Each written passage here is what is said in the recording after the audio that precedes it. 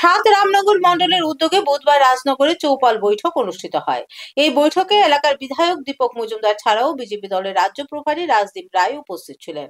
দেশব্যাপী ইতিমধ্যে ৪৬তম প্রতিষ্ঠা দিবস পালন করেছে ভারতীয় জনতা পার্টি দল। আর এই প্রতিষ্ঠা দিবসকে সামনে রেখে কার্যকর্তা সম্মেলন থেকে শুরু করে নানা সম্মেলন, জনসম্পর্ক অভিযান ও সভার মাধ্যমে সাংগঠনিক শক্তি মজবুত করার প্রয়াস অব্যাহত রেখেছে রাজ্যের বিজেপি দল। তারই অঙ্গ হিসেবে সাত রামনগর মন্ডলের উদ্যোগে বুধবার রাজনগরে চৌপাল বৈঠক অনুষ্ঠিত হয়। এই বৈঠকে মুখ্য বক্তা হিসেবে উপস্থিত ছিলেন বিজেপি দলের রাজ্য প্রভারী ডক্টর রাজদীপ রায়, সাত রামনগর বিধানসভার বিধায়ক তথা আগরতলা পৌর নিগমের মেয়র দীপক মজুমদার। এছাড়াও মণ্ডল সভাপতি অমিতাভ ভট্টাচার্য সহ অন্যান্য নেতৃত্বরা উপস্থিত ছিলেন।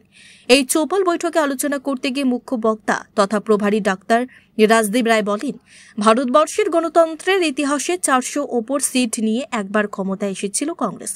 ৫৪৫-এর মধ্যে ৪১২টি সিট পেলেও কংগ্রেস দল ৫ বছর পর ক্ষমতাচ্যুত হয়।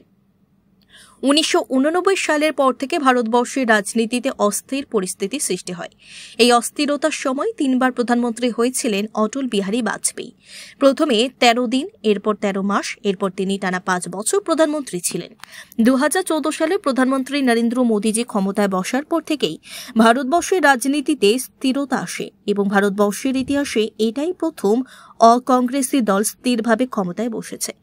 এছাড়াও সাংগঠনিক বিভিন্ন বিষয় নিয়ে তিনি আলোচনা করেন।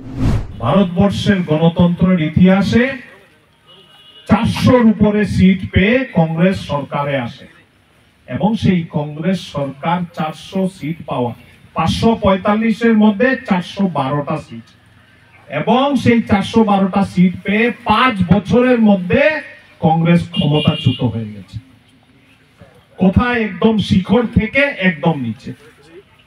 ১৯৮৯ নির্বাচনে কংগ্রেস সরকার বানাতে পারেনি, রাজীব গান্ধী অপোজিশন লিডার হয়েছেন এবং ভিপি সিং ভারতবর্ষের